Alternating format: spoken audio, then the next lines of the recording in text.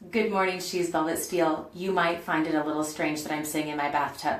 Other than the fact that I just worked out and I totally need a shower, that's not why I'm sitting in here. I just have a feeling you'll remember what I'm about to say. This summer, my 3-year-old lived in the backyard. I mean, I would let him in when he wanted to come in, but every morning he'd wake up, I'd hear the back sliding door open and slam, and he'd play out there all day long if I let him. Not too much trouble would happen other than being naked, poop in the yard like his dog, throw rocks at the fence and over the fence into the neighbor's yard. I mean, just kind of the typical boy happenings. Not too much trouble until I got my water bill.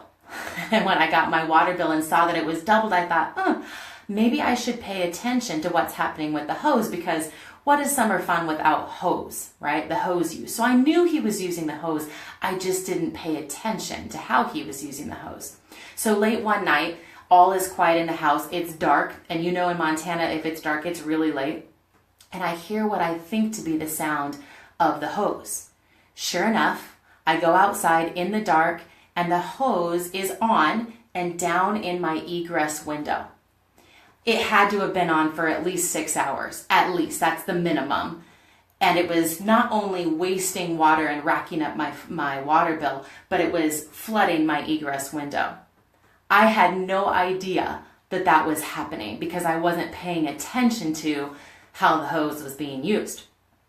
How many times have you walked into your bathroom and there's just this slow drip?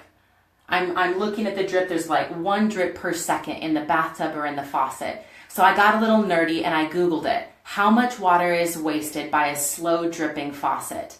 Well, I'll tell you the answer. In 4.5 hours, if you've got 1 drip per second, about like what you're seeing right here, 1 drip per second, you will waste 1 gallon of water. Yeah. So in a day, you'll waste 5 gallons of water. Maybe not super big deal, but I happen to think that's a lot of water. And then if you add it up for a year, 2,082 gallons of water. No wonder why my water bill was doubled. Leaky faucets is one of the highest, most common reasons for a really high water bill. The Lord's been speaking to me about leaks in my life. Where are the areas in my life that I am unintentionally leaking my time, my money, my focus, my thought life, my energy, and my emotions? For instance, going to the grocery store and getting things that just look good rather than what's on the plan for the meals that I had prepared. Maybe going out to eat because I didn't provide enough time to buy groceries or prep a meal. So the money is leaking. My time is leaking. Or how about focusing on the hurtful thing that somebody said and replaying that story in your mind, wasting your thought life, your heart, and your time? Or what about holding on and rethinking about that person and that circumstance where you're holding on to unforgiveness, but really it's holding on to you and leaking your emotion, leaking your soul, leaking your time? What areas of our life are we leaking? And if we are, as She's Velvet Steel, to pursue our purpose with unshakable faith, then we have to shore up those unintentional leaks. In what ways are we unintentionally draining the very resource that we want to put into the very things that God has made us for and called us to?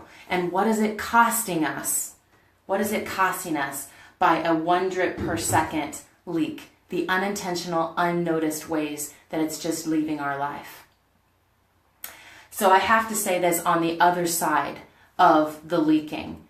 The converse is important to understand, because God will not wait for us to shore up our leaks and be super 100% intentional all the time in all ways before He uses us and has us step into the purpose. In fact, God will intentionally show His power up right where we're leaking.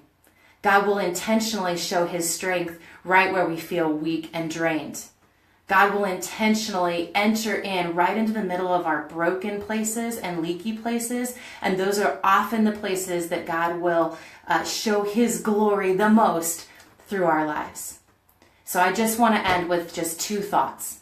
1, what is an area that you are slowly leaking and you need to pay attention to it and bring intention to turning off the leak?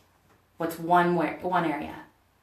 And then on the opposite side of that, what is one way that God can use one of the leaks in your life to give him glory? 2 thoughts for today. Have an awesome day, you guys.